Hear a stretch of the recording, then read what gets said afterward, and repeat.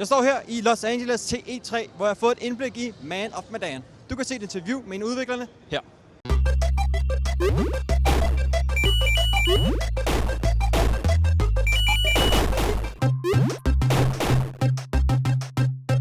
Game begin. Man of Medan is the first game in the Dark Pictures Anthology. It's an anthology of standalone cinematic horror games made by Supermassive Games, who made Until Dawn. Man of Medan is the story of four friends who go on the holiday of a lifetime, diving in the South Pacific. They're joined by a fifth character who owns the boat that they charter, and they find this plane at the bottom of the ocean when they're diving. They bring something back from that wreck that they shouldn't have done, and that kind of kicks off the whole adventure. And they end up on this ship in the middle of the Pacific Ocean. It's an abandoned World War II freighter. It's full of bodies. It's decaying. They're trapped there. The engine of their boat is out. Their radio is off, and there's something inside that ship. You take control of those characters one by one. You have to make difficult choices about what to do in dangerous scenarios. There were cool action sequences where you have to be really fast and ultimately you're trying to save the lives of these characters. Every character in our games can live and every character can die. One of the goals we set when we started Man of Medan was, how do we increase the branching in the narrative? So our games, when you make decisions, the narrative branches. The story can go one way or it can go another way, and this happens constantly, happens all the time. And so when you play the game, you're kind of getting your own version of the story. You're in charge, you're making the decisions, and there's a lot of different ways it can end. Because everyone can live and everyone can die, we actually, as developers, we don't know who will get through to the ending. The game never just stops, it just branches. So even if a character dies, now the game will continue along without that character. But and that's a real development challenge, because we still have to make a very compelling story, but now we've lost one of our people. But it's also cool because when people watch a horror movie, for example, they know characters are going to die. That's part of what they're there for, so we know that has to happen too.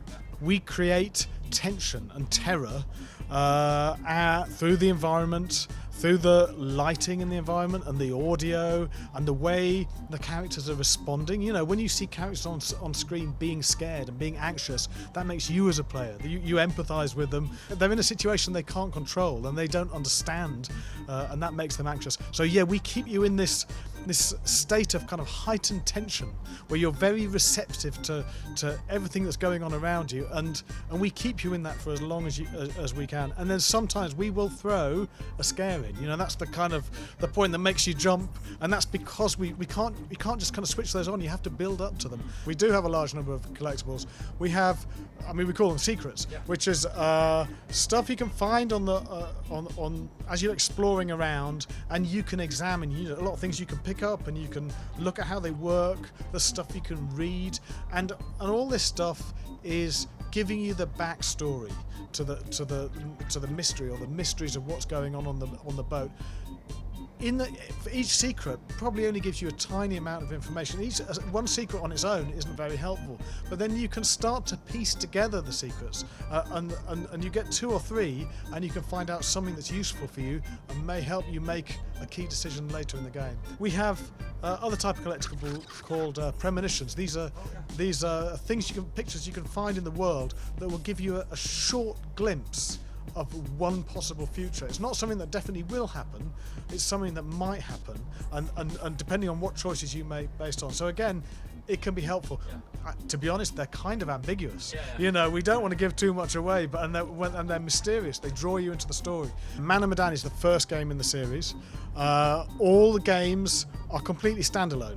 They have new stories, new narratives, new characters, all new casts. So they're completely standalone stories. And players coming into any game in the series, they don't have to have played an earlier game. There's a few things that link games in the series. So one of them is we have this character called the Curator. This is this old guy. He wears a very smart suit. He's very sharply dressed. He lives in this place we call the repository, which is like a huge library full of books, and he introduces the story. And every so often he pulls you out of the game and he talks to you directly. He'll ask you how you think you're doing. He'll maybe offer some hints. So yeah, he's there, and he'll be in all the games. So he's one of the connecting strands. And the other thing we've done is we put little Easter eggs, little connecting things that people will find that very subtly collect the games. I'm not going to say what they are. People will look for them, and yeah, we think people will have fun finding those. Our plan is to release them. Is to release 2 a year. And so, and there's multiple titles in development at the moment. So Man of Medan is the only one we're talking about, but there are other games being made right now.